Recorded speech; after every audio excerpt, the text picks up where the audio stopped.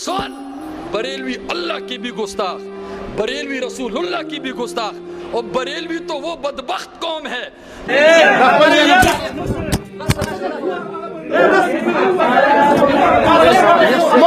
Mobile गुजार के मुफ्ती नदीम। आजकल दोबारा से मार्केट के अंदर उलमा ने जो है वो वीडियोस बनाना शुरू कर दी हैं इस हवाले से कि इंजीनियर साहब को हमारे साथ बिठाएं।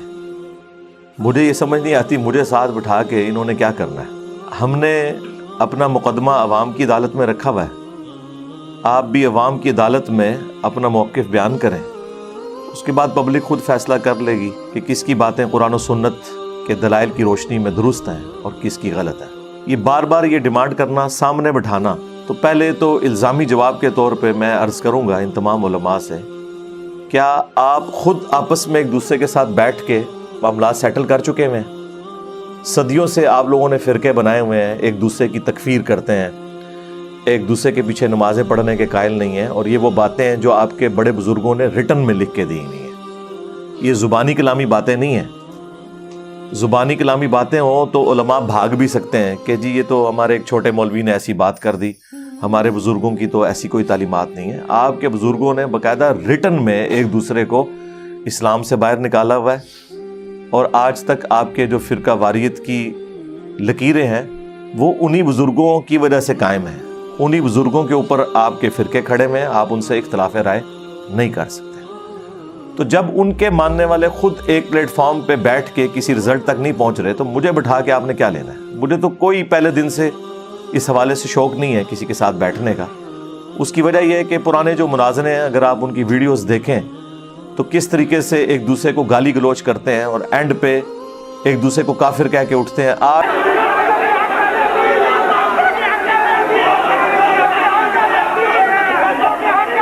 आज तक किसी मुनाज़रे का कोई रिजल्ट ये नहीं निकला कि मुखालिफ जमात की बात किसी ने एक्सेप्ट कर ली हो।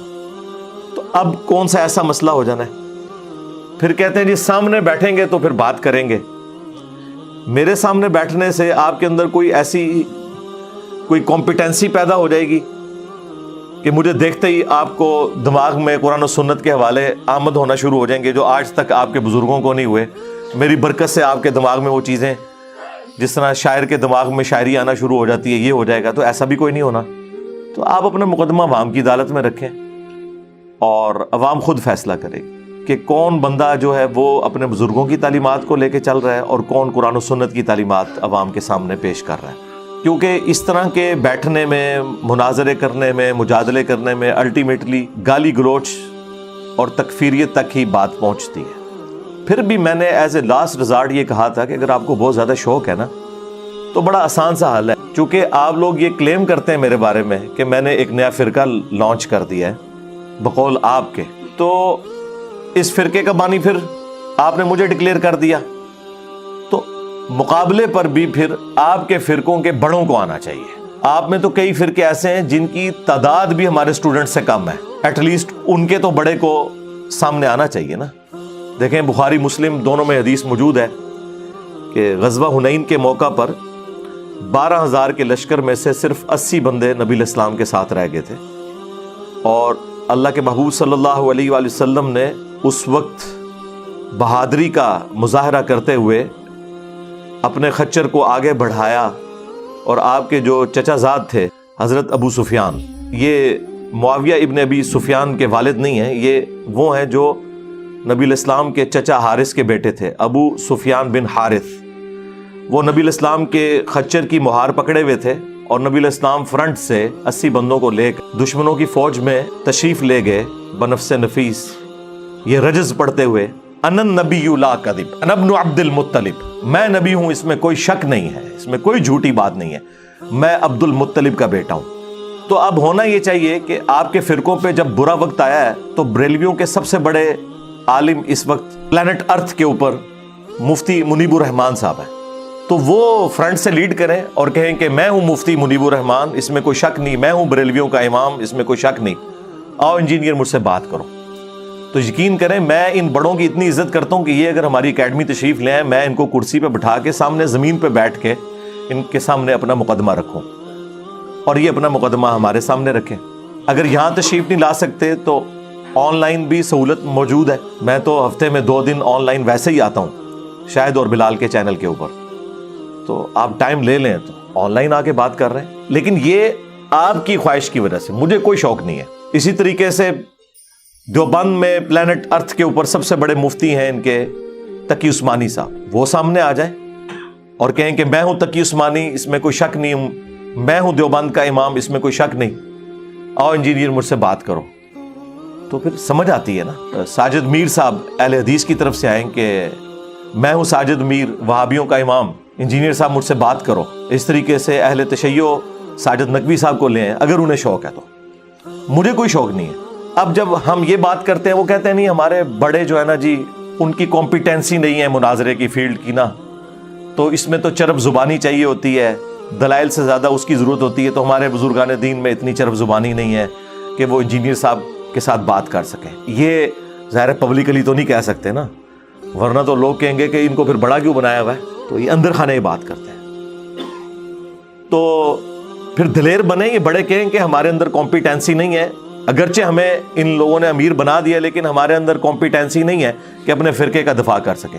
اندازہ کریں جب فرقے کا بڑا اپنے فرقے کا دفاع نہیں کر سکتا, اس فرقے کی کمزوری اس سے بڑی اور کیا آپ کے اوپر ہم ہائیلائٹ کریں کہ جو فرقے کا بڑا ہے وہ کہتا ہے میں نہیں دفاع کر سکتا. وہ کہتے ہیں نہیں ایک فیلڈ ہوتی ہے تو ہم کوئی بچہ لانچ کریں گے اپنی طرف سے. تو میں نے اس میں بھی کہا تھا ٹھیک ہے, لیکن اس کے لیے شرط یہ ہے کہ ویڈیو میں آ کے آپ یہ مانیں کہ میری یہ فیلڈ نہیں ہے, میری کمپیٹنسی نہیں ہے, میں نہیں دفاع کر سکتا. البتہ میری طرف سے یہ ایک میرا برخوردار ہے, اس کی جیت میری جیت, اس کی ہار میری ہار, اور میری ہار میرے فرقے کی ہار ہے. یہ میں اپنی طرف سے لانچ کر رہا ہوں, لیکن ویڈیو میں آ کے کلیم کریں, یہ لکھ لکھا کے نہیں. یعنی ایک ٹکٹ میں آپ 2 مزے نہیں کر سکتے. وہ ویڈیو چڑھے تو صحیح جناب, ہم اسے اپنے چینل سے شیئر کروائیں گے اور پھر بتائیں گے دیکھیں جی آپ یہ نکلے ہیں. چلیں سالوں بعد ہی اپنے بزرگوں کو انہوں نے ہوا تو لگوائی ہے, باہر انہوں نے پبلک میں ان کو پیش تو کیا ہے, اور یہ بھی ان کے شوق کی وجہ سے. مجھے کوئی ایک رتی برابر بھی شوق نہیں. مجھے کیا حاجت ہے کہ میں ان لوگوں کے ساتھ بات کروں جن کے بڑے بزرگوں نے اپنے ناموں کے کلمے پڑھائے اور یہ لوگ ان کلموں کو ڈیفینڈ کر رہے ہیں. ان کا کیا علمی لیول ہے کہ ان کے ساتھ بات کی جائے. یہ تو ہمارے اسٹوڈنٹ کے ساتھ بھی بات نہیں کر سکتے. لیکن چلیں آئے اپنے بزرگوں کے عقائد کا دفاع کریں. پہلی چیز عقیدہ ہے, عقیدہ توحید کے اوپر بات کریں, عقیدہ ختم نبوت کے اوپر بات کریں, تاکہ پتہ چلے کہ کن کن لوگوں نے ختم نبوت کے اوپر ڈاکہ مارا ہے. اور بات ہوگی آپ کے بزرگوں کی کتابوں سے, وہ ہم رکھیں گے. اور اس کا جو طریقہ کار ہے وہ یہ ہے کہ 10 منٹ میں آپ اپنا مقدمہ پیش کریں, 10 منٹ میں میں اپنا مقدمہ پیش کروں گا, پھر 10 منٹ میں آپ ریبٹل کریں, پھر میں 10 منٹ میں ریبٹل کر دوں گا. آپس میں ایک دوسرے کے ساتھ کوئی انٹریکشن اس حوالے سے نہیں ہوگا. اپنا اپنا مقدمہ اپنے عوام کی عدالت میں رکھنا ہے, کیونکہ ایک دوسرے کے ساتھ بات کریں نا تو اور طرح کی بحثیں شروع ہو جاتی ہیں, اس میں کوئی کسی کا علمی فائدہ نہیں ہوتا, کسی کو بات سمجھ نہیں آتی. ایک مولانا صاحب جو ہیں وہ میدان عمل میں اترے ہیں اور وہ کہتے ہیں جی مجھ سے 10 لاکھ روپے لے لو اور انجینئر کو جو ہے نا لا کے ہمارے سامنے بٹھا دو. میں عرض کروں گا یہ 10 لاکھ روپیہ آپ نے کمایا کیسے ہے؟ آپ نے لوگوں سے چندے اس لیے اکٹھے کیے تھے کہ آپ دین کے کام میں صرف کریں گے. تو یہ آپ حرام خوری کر رہے ہیں, خیانت کر رہے ہیں کہ لوگوں سے چندوں کے پیسے لے کے مجھے دے رہے ہیں یا اس شخص کو دے رہے ہیں کہ جو مجھے آپ کے ساتھ بٹھا دے. آپ کے پاس تو یہ اتھارٹی نہیں ہے کہ آپ نے لوگوں کا مال اللہ کی راہ میں خرچ کرنے کے لیے لیا تھا اور اپنے نفس کی تسکین کی خاطر آپ کہہ رہے ہیں جی 10 لاکھ روپے دوں گا. اپنی جیب سے دینا, تیرا کیا سورس آف انکم ہے؟ چھوٹی چھوٹی مسجدوں کے یہ لوگ امام ہیں جہاں ڈکلیئرڈ تنخواہ 25,000 ہے, لیکن ان لوگوں کا روزانہ کا خرچہ 25,000 سے زیادہ ہے. چندوں سے کھاتے ہیں, محنت سے کمایا ہو تو پھر بندہ یہ کہتا ہے وہ بھی اچھا لگتا ہے. تو میں پھر الزامی جواب کے طور پر انہیں کہوں گا کہ تم کہہ رہے ہو نا 10 لاکھ, میں تمہیں اپنی حلال کی کمائی سے 20 لاکھ روپیہ دوں گا. لاؤ اپنے بڑے کو میرے سامنے بٹھاؤ, ساجد میر کو بٹھا دو, تقی عثمانی صاحب کو بٹھا دو, مفتی منیب صاحب کو بٹھا دو, اور یہ بھی تمہاری خواہش کے اوپر. تم تو 10 لاکھ کہہ رہے تھے, مجھ سے 20 لاکھ لے لو, اور ٹائم قیامت تک ہے. اور یہ حلال کا 20 لاکھ روپیہ چندوں کا کمایا ہوا نہیں ہے, یہ میری خون پسینے کی کمائی میں سے. اور یہ 20 لاکھ روپیہ دے کے اگر تم لوگوں کا فرقہ ختم ہوتا ہے تو مجھے کوئی آر نہیں اس میں, لیکن لاؤ بڑے کو بٹھاؤ سامنے. تو اب آپ کو پتا چل جائے گا یہ کدھر ادھر ادھر بھاگنے کی کوشش کریں گے.